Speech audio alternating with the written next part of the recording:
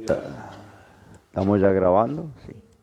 Bueno, estamos en el tercer ciclo, clase 21. Retomando, el lunes pasado no pudimos hacer la clase, hoy volvemos a la normalidad, ¿no? Vamos a encomendarnos al Señor y encomendar todos los hermanos que nos acompañan a través de las redes, todos los alumnos virtuales, que Dios les bendiga también donde quiera estén. Vamos a orar. Padre, en el nombre de Jesús, estamos ahora entregando este tiempo delante de tu presencia. Vamos a desarrollar nuevamente la clase de la escuela bíblica. Te pedimos la dirección del Espíritu de Dios para compartir la palabra, para clarificar, Señor, todo pensamiento bíblico y darnos entendimiento de las Escrituras. Te pedimos el auxilio del Espíritu de Dios en todas nuestras actividades, específicamente cuando estamos estudiando la palabra. Bendice las clases, bendice los alumnos presentes. Mira por los que no han podido venir, Señor, si alguien ha quedado estorbado, enfermo, que tú le estés ayudando. Y también tu bendición para todos los que están a través de las redes. En el nombre de Jesús, amén y amén. Dios le bendiga, reciba el asiento. Estamos en la clase número 21. Se entregó hace poquito un cuestionario. El cuestionario se va a mandar también a los alumnos de las redes por archivo, ¿no? PDF, así que lo baja, lo contesta y lo envía para que podamos corregir y calificar, ¿no? Bien, ya estamos a 9 clases del final, ¿no? Por clase 21, generalmente terminamos con 30 clases, así que si Dios nos ayuda, estamos ahí, ¿no? Acercándonos al término del tercer año. Bien, vamos a volver a retomar en homilética los diferentes sermones. Hemos visto el sermón hilativo, el sermón hilativo invertido, el sermón expositivo. Bueno, ahora estamos viendo el sermón temático, ¿no? Está allí en la pizarra. Sermón temático. Son diferentes clases de armar un mensaje. Son herramientas, no son específicamente una fórmula que hay que ajustarse, pero le va a dar una amplitud o le va a dar unas ideas de cómo preparar un mensaje, cómo predicar un mensaje, cómo exponer la palabra, ¿no? Las diferentes formas que hay de hacerlo, ¿no? De organizarse y de hacerlo para tener, vuelvo a decir, una columna vertebral del mensaje, ¿no? Tener un tema y desarrollar todo lo que queremos desarrollar dentro de ese tema y no irnos por las ramas, no esparcirnos en un montón de ideas en donde no centralizamos qué es lo que queremos decir. Esto lo vengo diciendo desde el comienzo, ¿no? Que hay que tener una estructura. Recuérdese el gráfico, que lo va a tener en la carpeta, que tiene que haber una presentación, una introducción, tiene que haber un desarrollo y tiene que haber una conclusión o una recapitulación del tema, ¿no? Un cierre. Y esto que parece obvio, en la mayoría de los que predican no se da. Algunos no pueden cerrar, otros no tienen principio, no tienen comienzo, otros no tienen desarrollo, o el desarrollo es muy difuso, ¿no? Por lo decir, se van por las ramas, tocan cantidad de temas y no dicen nada. Entonces, yo cuando comenzamos homilética, entramos en este tema de la predicación. Yo le dije que usted tiene que preguntarse, antes de tomar la plataforma, ¿qué quiero decir, ¿no? A la iglesia? ¿Cómo lo voy a decir? ¿Y por qué, no? Lo voy a decir. ¿Qué resultado quiero lograr con lo que voy a decir? 3 preguntas básicas que tiene que hacerse para condensar lo que va a compartir, ¿no? Para tener una idea a dónde va, a dónde se dirige, ¿no? Por eso le digo que son herramientas que le van a ser útil para cuando usted quiere preparar un tema. En el tema del sermón temático es la exposición de un asunto, de un tema bíblico, sin seguir la línea de un texto determinado. Vimos que el sermón ilativo agarraba un texto y lo desarrollaba. Algunos textos se prestan para este desarrollo y hay otros textos que no se prestan, porque los textos bíblicos por ahí se centraliza en un tema, ¿no?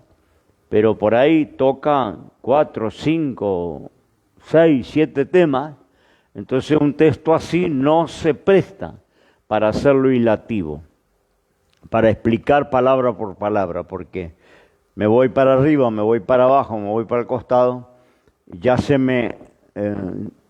hay una difusión del mensaje. Entonces hay textos que no se ajustan para este sistema de predicación.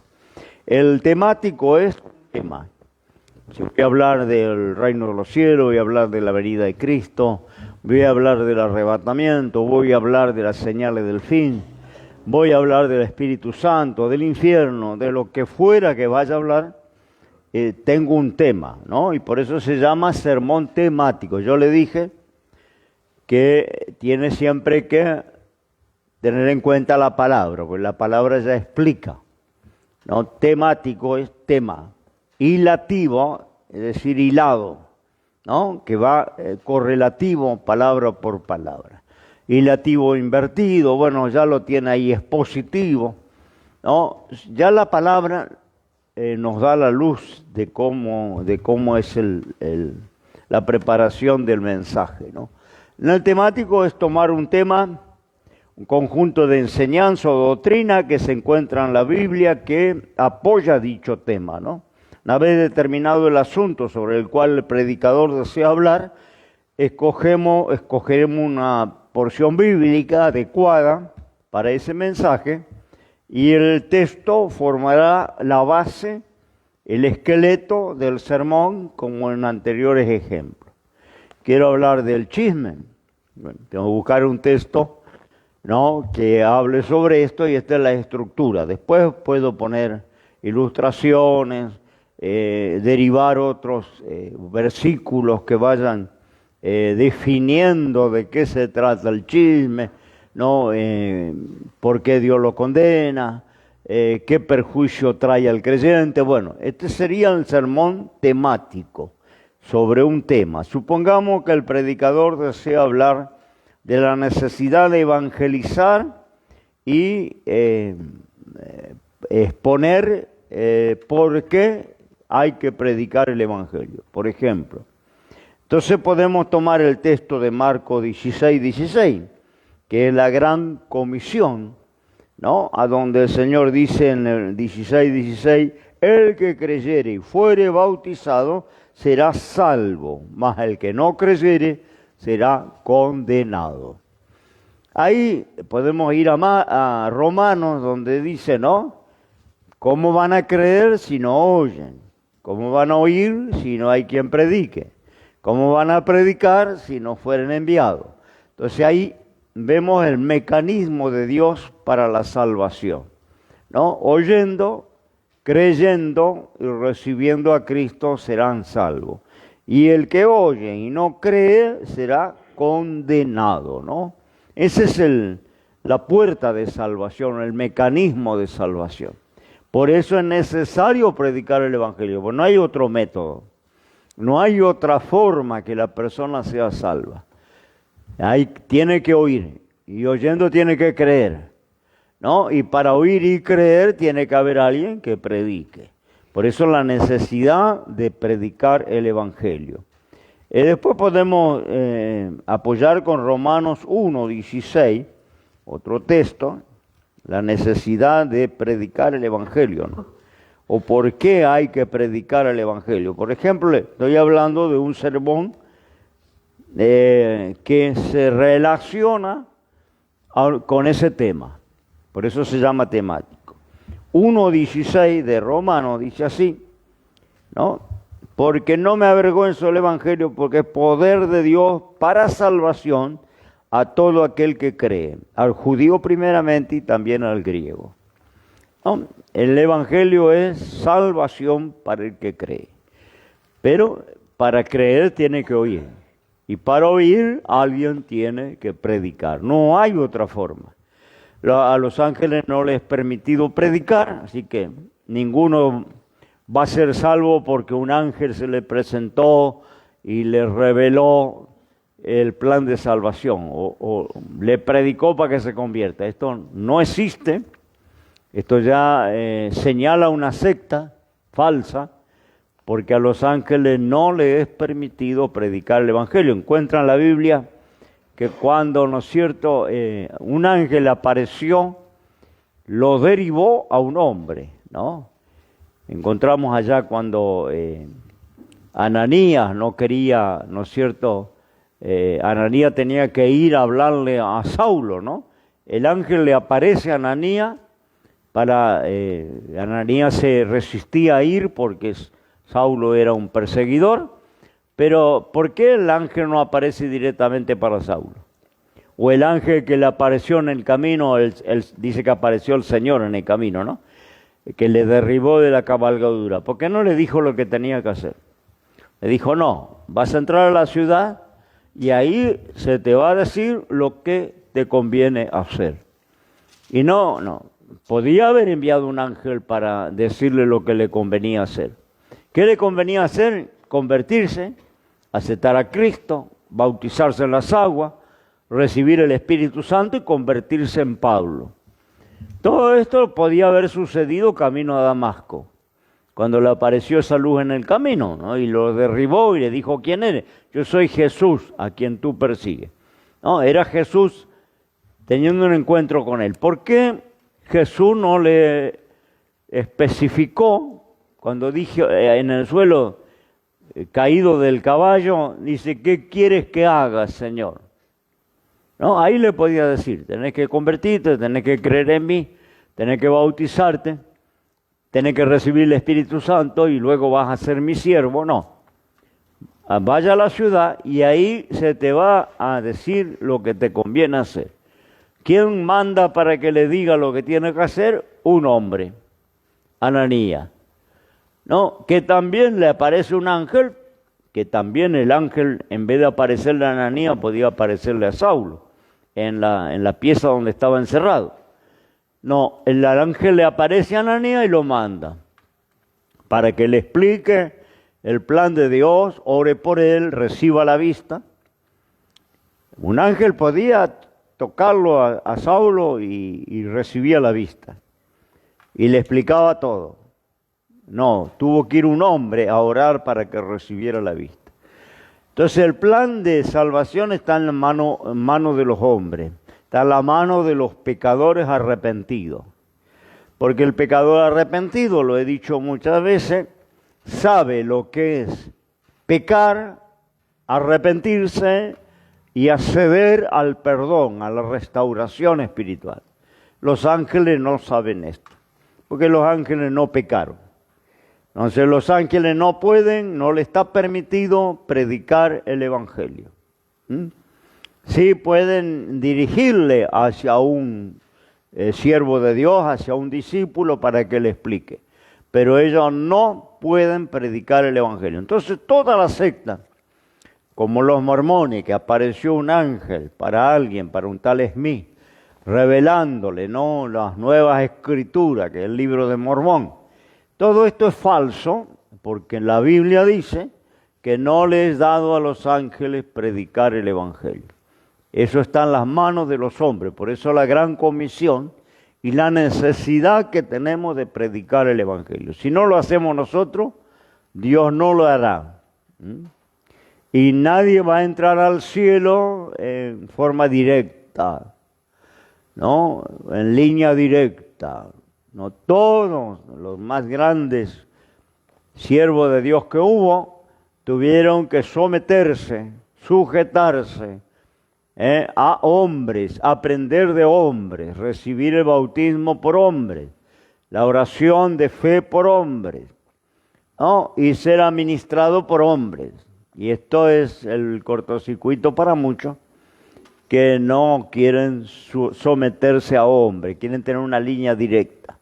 Y ni siquiera Saulo, que le aparece Jesús en el camino y lo llama en forma personal, ni siquiera Saulo podía gloriarse de que él no necesitó de hombre, que a él le reveló el Señor. Imagínense a alguien que se convierta por revelación directa. No se sujeta a nadie, no obedece a nadie, porque va a decir, yo no recibí el Evangelio por hombre, yo lo recibí de Dios. No, aún este gran apóstol tuvo que recibir el mensaje del Evangelio de la boca de un hombre. Y para ser sano y recibir la vista, tuvo que orar un hombre. Para bautizarse en las aguas, tuvo que bautizarle un hombre. Enseñarle un hombre, ¿no? En lo que era muy sabio y muy instruido, él tuvo que congregar en la iglesia en Jerusalén mucho tiempo, someterse a las autoridades espirituales, hasta que el Espíritu Santo dijo en un ayuno, apartame a Bernabé y Saulo para la obra que le he llamado. Le impusieron las manos y lo enviaron. Y él siempre volvía a rendir a la iglesia en Jerusalén, siendo un hombre docto, siendo un hombre con mucho y profundo conocimiento. Cuando él tenía un conflicto, él no decidía solo, él descendía a Jerusalén al consejo de los apóstoles y los ancianos para que determinaran cualquier cuestión que surgía en la obra misionera. Esto está en la Biblia. Entonces los llaneros solitarios, los que hoy no se someten a nadie, estos están dando coces contra el aguijón. Están, ¿no es cierto?, en rebeldía. Porque Saulo tenía, ¿no?, conocimiento de sobra para resolver cualquier asunto.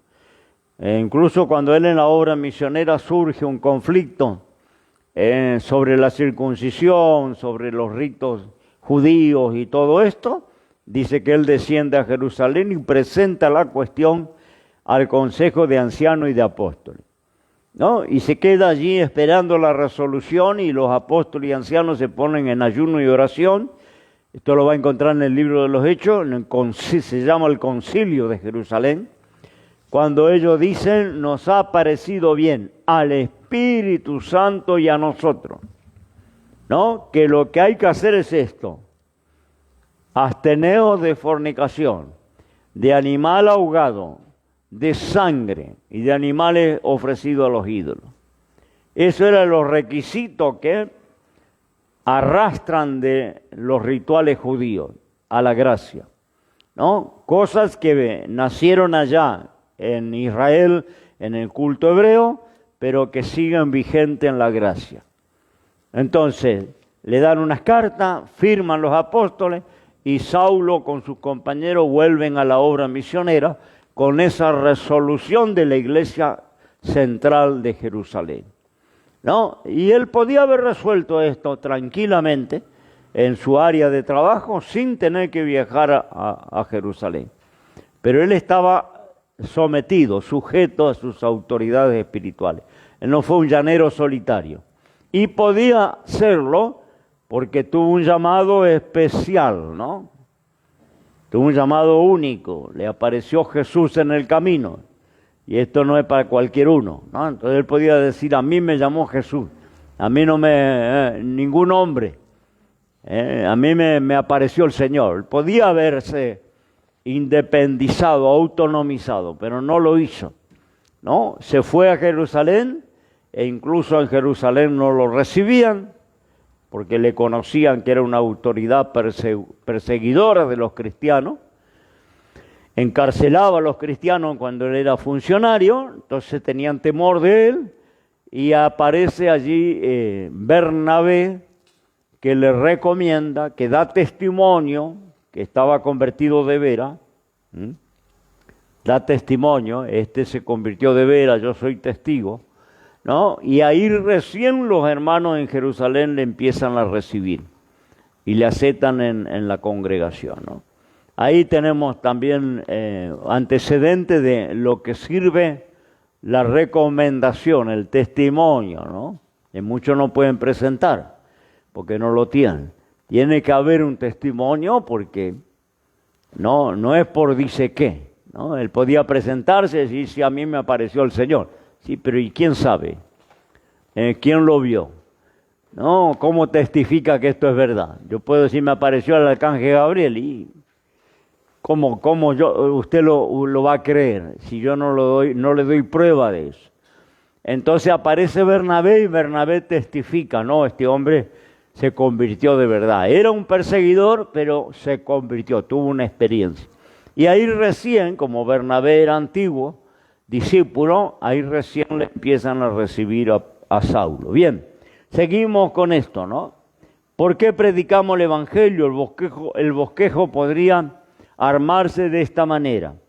Primero porque Cristo lo mandó, es la gran comisión, es un deber de todo cristiano agradecido, compartir el mensaje del Evangelio. Segundo, es el mayor beneficio que se le puede hacer a una persona o a un pueblo. Yo quiero bendecir a alguien, no es dándole plata para que se drogue, para que compre cerveza, a veces los que piden en la calle, te piensa que le da una ayuda porque le mete la mano al bolsillo y le da un billete. No, la mejor ayuda que podemos darle es predicarle el Evangelio. Vos necesitas de Dios, vos necesitas de Cristo, convertite, Cristo te ama. El mejor mensaje para una persona es presentarle a Cristo. No es como yo digo, no darle el pescado, sino enseñarle a pescar. Le da el pescado se lo come y mañana está con hambre de vuelta. Si usted le enseña a pescar, el tipo se defiende toda la vida, porque va a rebuscarse toda la vida, va a ir a la fuente, a donde están los peces. Entonces, dele al Señor, preséntele a Dios, preséntele el Evangelio, invítele para la iglesia, porque algunos tienen una idea equivocada del amor de Dios. No tienen amor de Dios porque no le dio plata, no le compró comida. No, eso no es el amor de Dios, eso es caridad, de lo que hace mucha propaganda la iglesia romana, ¿no? De caridad. Pero no, el Señor no vino a presentar caridad. Él vino a libertar, a presentar el reino de los cielos para las personas. Aún personas que vivían en la calle, enfermos, ¿no es cierto?, relegados de la sociedad como los leprosos, los ciegos, los paralíticos, que eran considerados en ese tiempo que estaban bajo maldición de Dios. La gente no los tocaba, la gente no hablaba con ellos, la gente los corría de los pueblos porque atraían esa maldición para los otros ciudadanos. Entonces los aislaban, los corrían. Esa gente que estaba, esos parias de la sociedad, ¿qué hizo el Señor? ¿No? ¿O qué hicieron los discípulos? Porque usted dice el Señor. Bueno, vamos a los discípulos. ¿Se acuerda el paralítico de nacimiento en la puerta del templo La Hermosa? Pedía limosna. ¿Qué mejor lugar para pedir limosna que en la puerta de la iglesia? Porque la gente es buena. Pero llega allí, ¿no es cierto? Llegan los apóstoles, ¿y qué le dicen? Porque dice, esperaba recibir de ellos algo. Y le dice, no tenemos oro ni tenemos plata. No tenemos billete. Pero lo que tenemos te damos. En el nombre de Jesucristo, levántate, anda y alaba a tu Dios.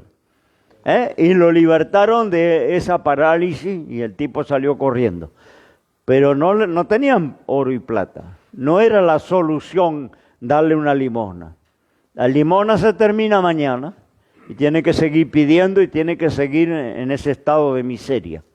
Entonces, vamos a practicar el verdadero amor de Dios, que es predicarle el Evangelio, enseñarle cómo ser bendecido de Dios, cómo agradar a Dios, cómo arrepentirse y volverse a Dios. Esa es nuestra misión como cristianos. Y dejamos la caridad para las monjas y para los curas que quieren ganar el cielo haciendo buenas obras. Y sabemos que la salvación no es por obra, sino es por fe. Las obras del hombre son trapos de inmundicia en la presencia de Dios, ¿no? Las obras más buenas que podamos hacer son trapos de inmundicia en la presencia del Señor, ¿no? No digo que no hagamos misericordia, pero no piense que haciendo misericordia usted se está ganando el favor de Dios. No nos mandó el Señor a hacer misericordia, nos mandó a predicar el Evangelio. Cuando la persona acepta a Cristo, va a tener las llaves para ser bendecido, para ser sanado, para ser prosperado, para salir adelante en la vida, para superarse, ¿no? Preséntele el Evangelio. Entonces, el mejor beneficio para un pueblo, para una persona, un individuo, es presentarle, ¿no es cierto?, el Evangelio. La tercera esquema del mensaje podía ser, es el único medio para la salvación del alma. Tres esquemas, desarrollo de por qué tenemos que predicar el Evangelio. Primero, Cristo lo mandó, es una ordenanza, un mandato. Segundo, es el mayor beneficio que le podemos dar a una persona, ¿no?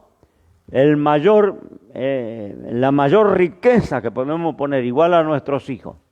Hay padres que le van a dejar plata, le van a dejar ahorro, le van a dejar casa, le van a dejar auto. Esto no sirve de nada. Esto se termina. La polilla y el ladrón y el orín lo corrompe. Si usted le deja la herencia del reino de los cielos, le está dejando la mayor herencia que un padre puede dejarle a un hijo. La más grande fortuna que usted le puede dejar de herencia a un hijo es la predicación del Evangelio, ¿no? Porque le puede dejar mansiones, usted sabe, hay gente millonaria, multimillonaria, que ha fundido todo y hoy está en la calle. Lo perdió todo en vicio, en mujeres, en drogas, en fiesta, fortuna. Esto se da mucho con jugadores de fútbol, boxeadores, artistas de la farándula que hoy son lincheras y están mendigando para poder comer en la calle. Y eran multimillonarios. Lo material hoy está y mañana se fue. Hoy lo tenemos y mañana se perdió. Lo espiritual es para siempre. La riqueza en el reino de los cielos no lo toca el ladrón, no lo come la polilla y el orín no lo echa a perder.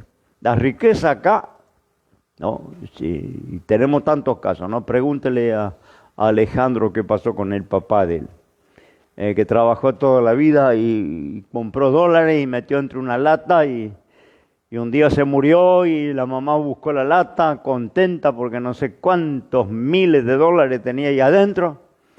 Abrieron la lata junto con Alejandro.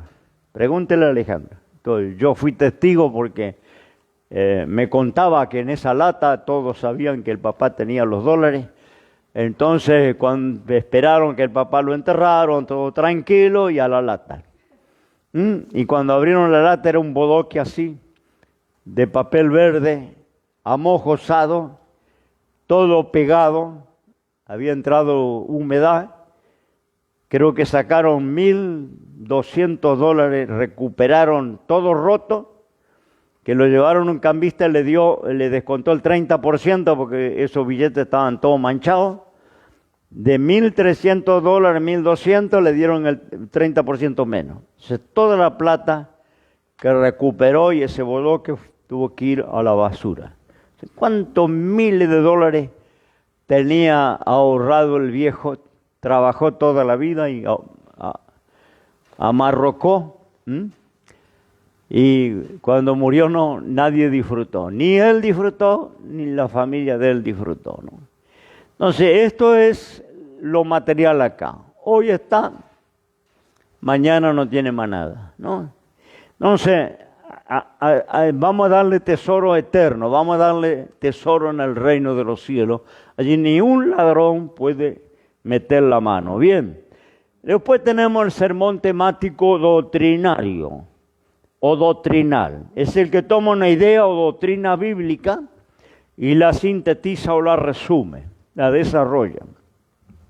Entonces yo se lo dije antes, ¿no? Podemos hablar de la venida de Cristo, podemos hablar de la resurrección, de la condenación, del bautismo en las aguas, no sé, el Espíritu Santo.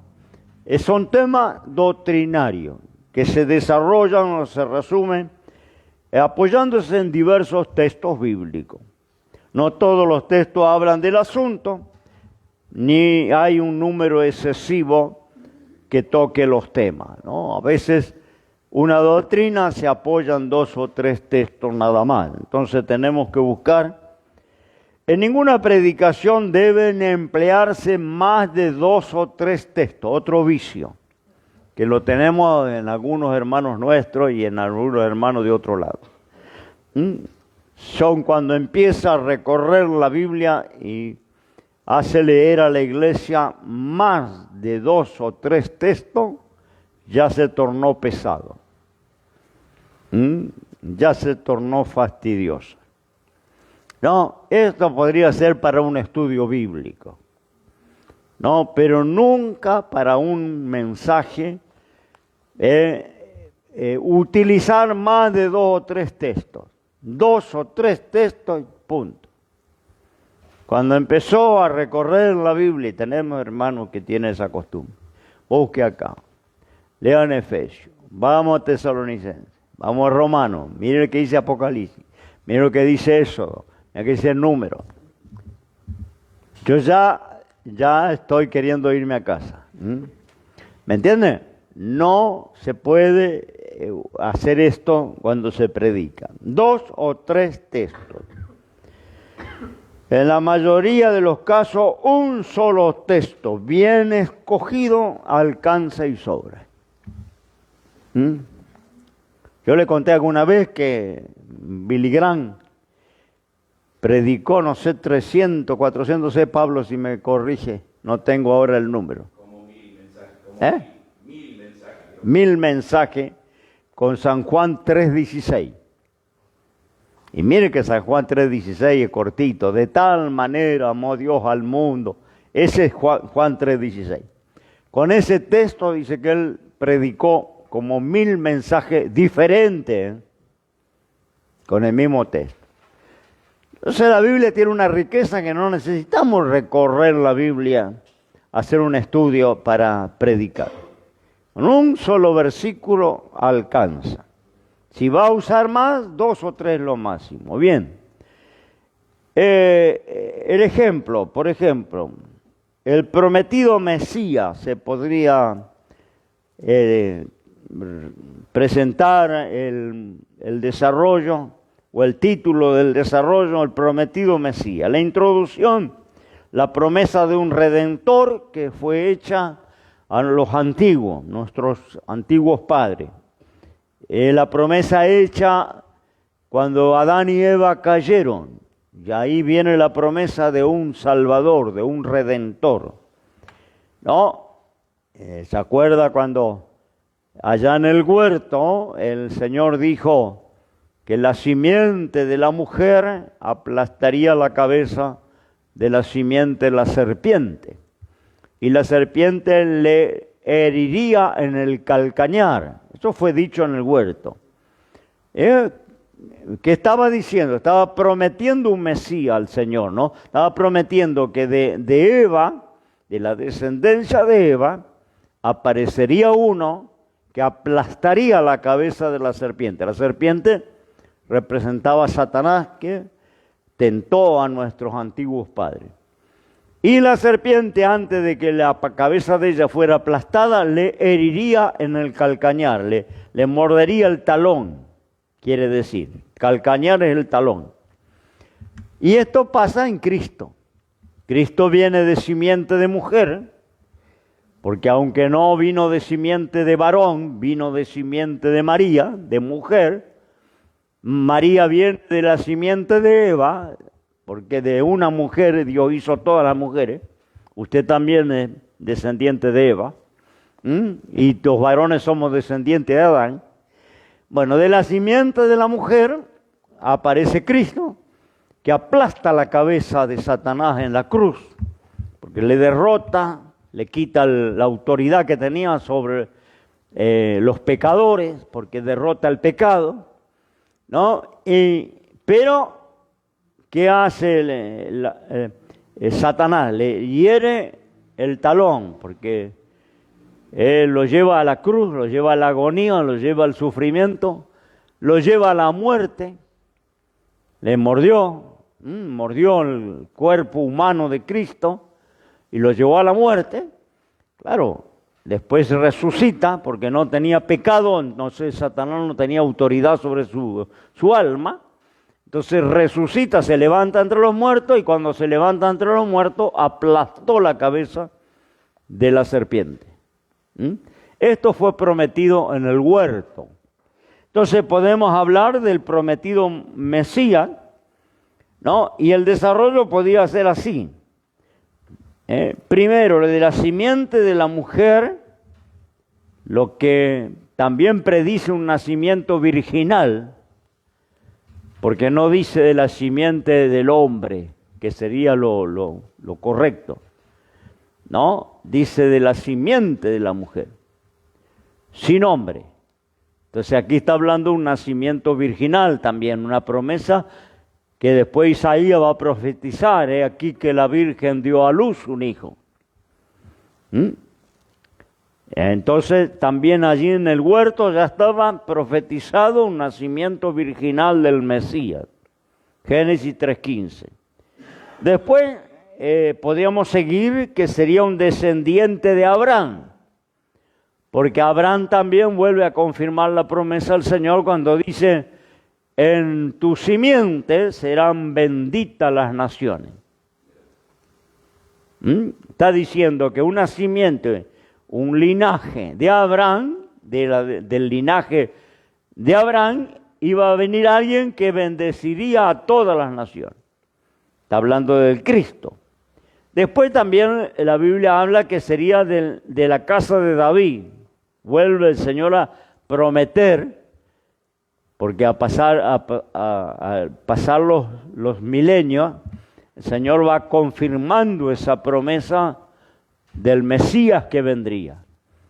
Se lo promete a Abraham, se lo promete a David, luego dice que nacería ese Mesías en Betlén, están las profecías bíblicas, luego dice cómo sería su muerte, Salmo 22, dice que horadarían sus manos y sus pies. Está profetizando cómo iba a morir ese Mesías. También dice en Isaías que sería contado entre los malhechores, Isaías 53, ¿no?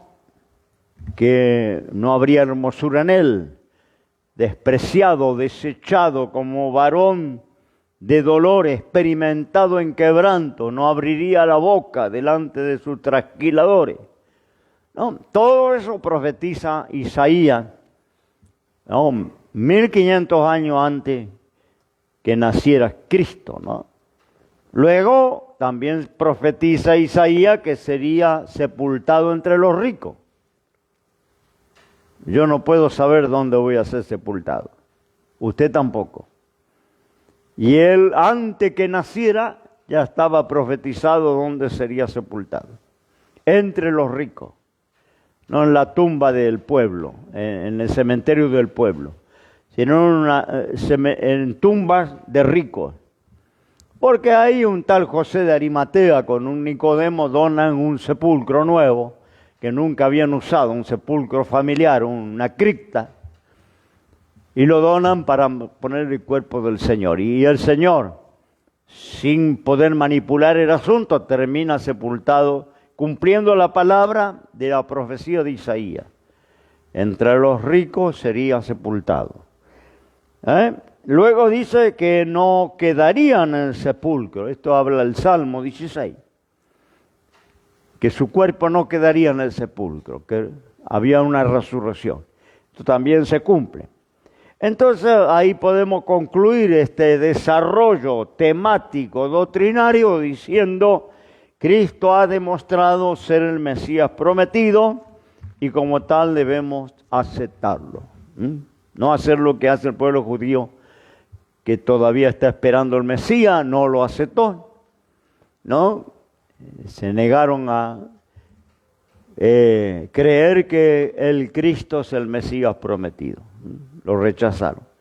Pero nosotros tenemos prueba y evidencia que Él es el Mesías prometido y por eso lo recibimos. Bien, una idea, ¿no?, de sermones temáticos doctrinarios. Otra vez el bosquejo puede seguir una serie de consideraciones acerca del tema, algunas apoyadas con textos y otras sacadas de la experiencia.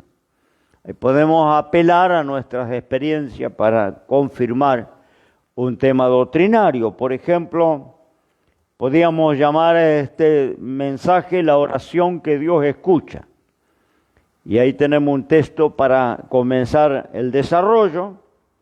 Y ahí podemos entrar en las oraciones, primero en las oraciones que Dios no escucha.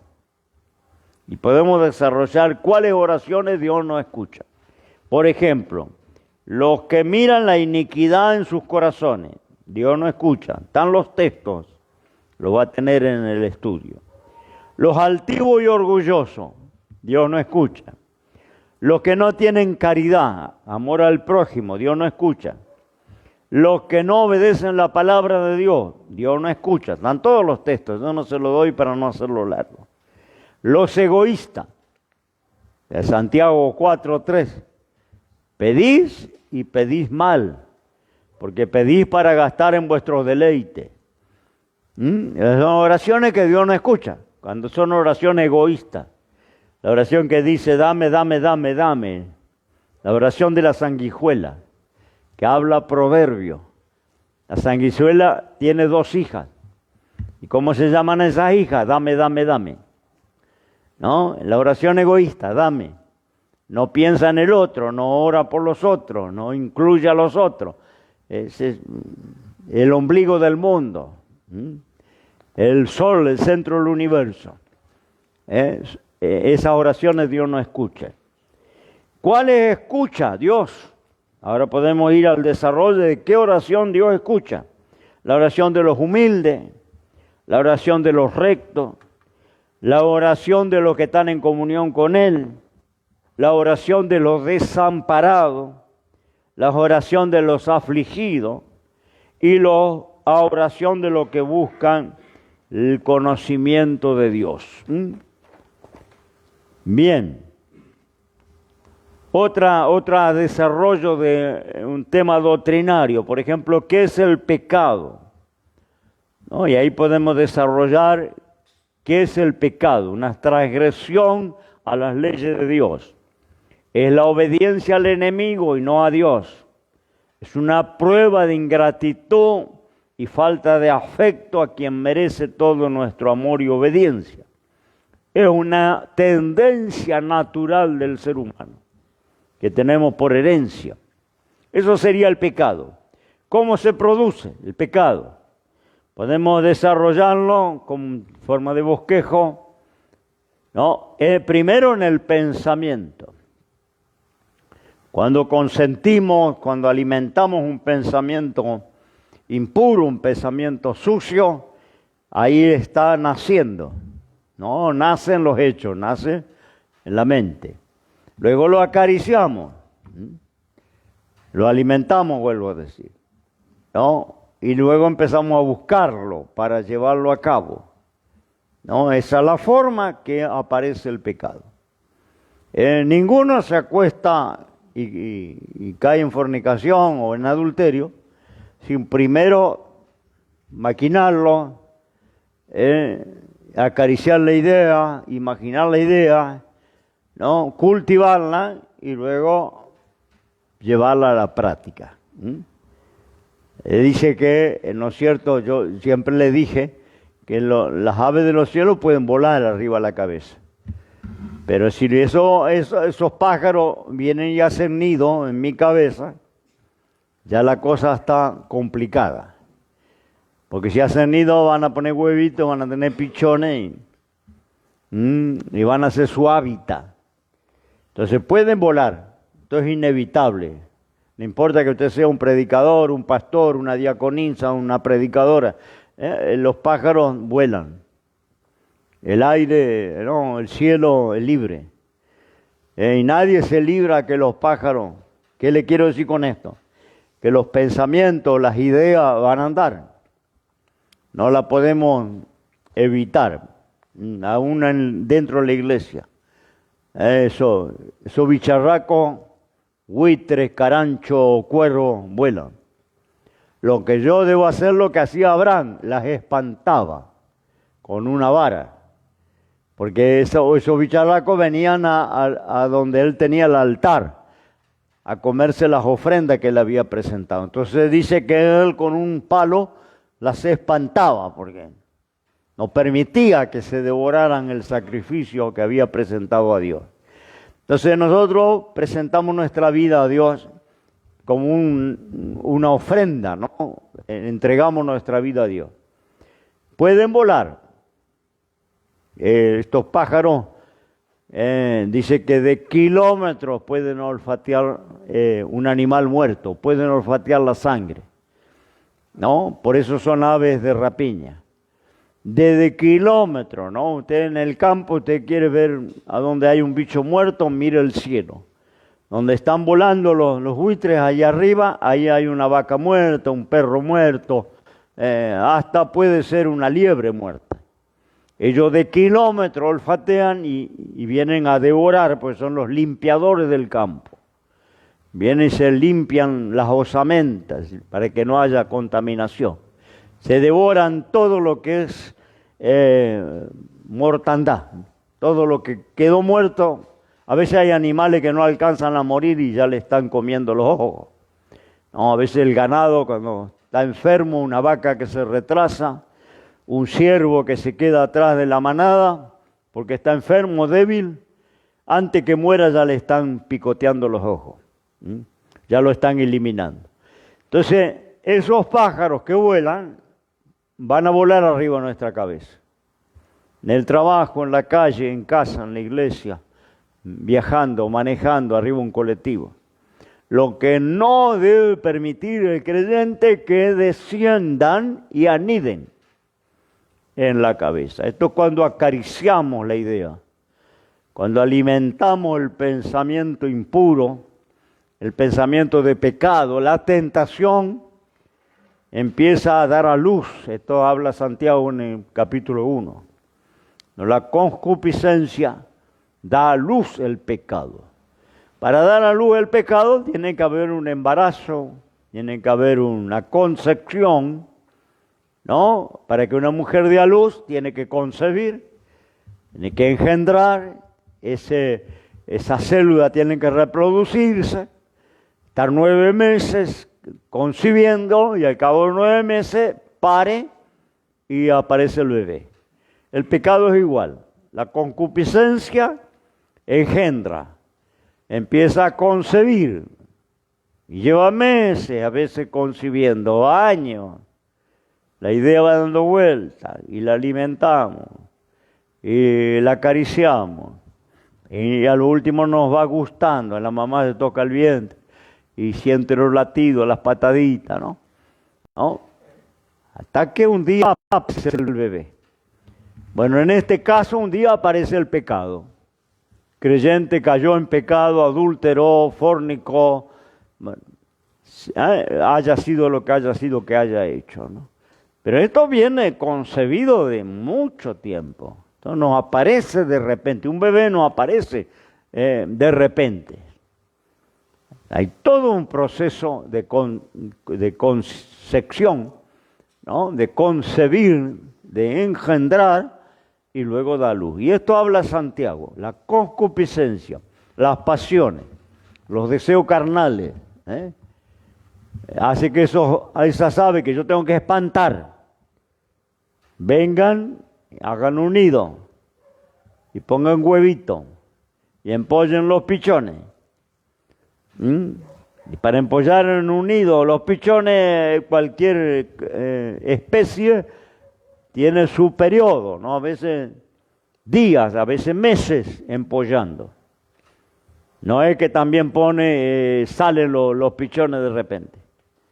Para que los pichones aparezcan, tienen meses de empollar la madre, el padre, ¿no? Hasta que rompe el cascarón y aparecen los pichones.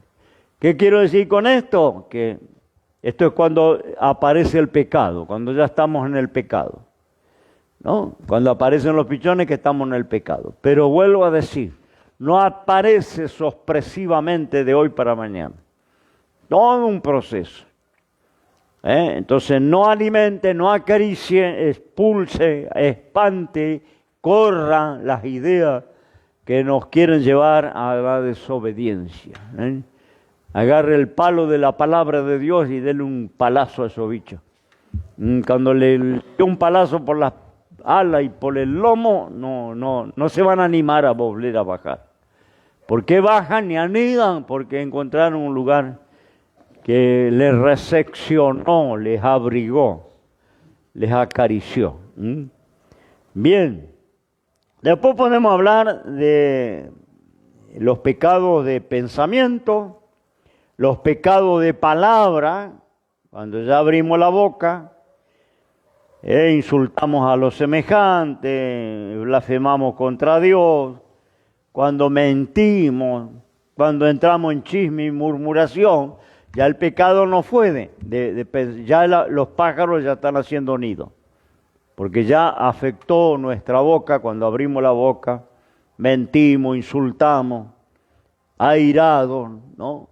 Ofendemos, ahí ya es pecado de palabra. Y luego va a la obra, ¿no? Cuando ya practicamos algo de obra, adulterio, fornicación, violencia,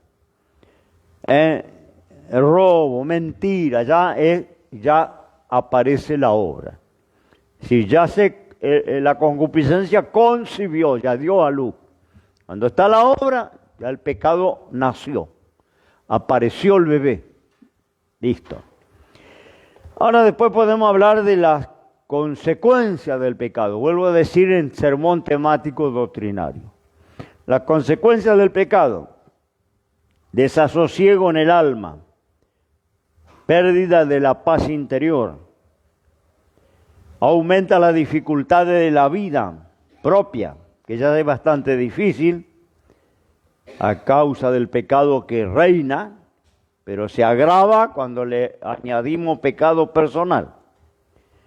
Lleva al pecador en una pendiente peligrosa, porque empezamos, como dice Hebreos 2, a deslizarnos. Una vez que se desliza, puede terminar allá en el fondo, en el abismo. Es una pendiente, ¿no? Es difícil en una pendiente hacer pie, afirmarse, porque una pendiente para abajo. Lleva al pecador como una bola de nieve. La bola de nieve dice que va aumentando de tamaño en una colina abajo, en una montaña abajo. Te tira una piedrita arriba, eso se va pegando la nieve. Cuando llega abajo tiene varias toneladas porque se hace una gran bola de nieve. Y así es el pecado, ¿no? Nos va llevando en una pendiente peligrosa. Induce a otros a pecar. Arrastramos siempre a otros. Si no es la familia, compañeros, amigos, hermanos en Cristo, siempre el que peca arrastra a otro. Aparta del favor de Dios. Conduce también a la condenación y al infierno, porque si Dios no me da la oportunidad de arrepentimiento y me toca irme, me voy al infierno, me pierdo para siempre. Y usted dice, bueno, me arrepiento. Yo tenía un hermano mío que falleció, que nunca quiso volver al camino del Señor. Y él decía, antes que me muera, Dios me va a dar un minuto para arrepentirme.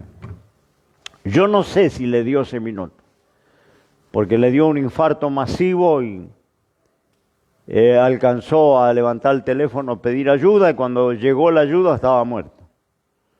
No sé si tuvo ese minuto, que él siempre decía, Dios me va a dar un minuto, porque conocedor, había sido diácono. Y se apartó y nunca quiso volver.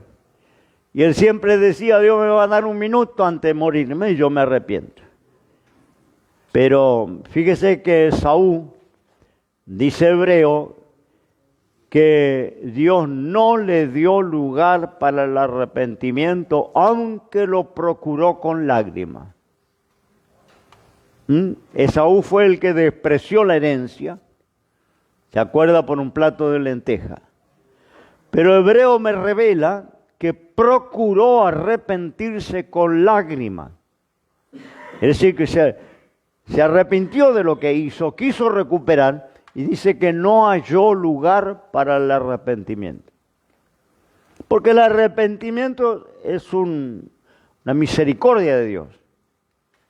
Ni siquiera el ser humano tiene capacidad propia de arrepentirse. Tiene que obrar el Espíritu Santo y darme lo que dice Pablo, dolor según Dios. Porque hay un dolor humano, ¿no?, que no sirve para Dios. El dolor humano es el que violó una criatura, la mató, la enterró y después llora en la cárcel. Llora y se agarra la cabeza y dice, ¿qué hice? Es el tipo que le rompió los huesos a la mujer. Yo tengo hombres dentro de la iglesia que le pateó a la mujer hasta que le hizo perder el embarazo.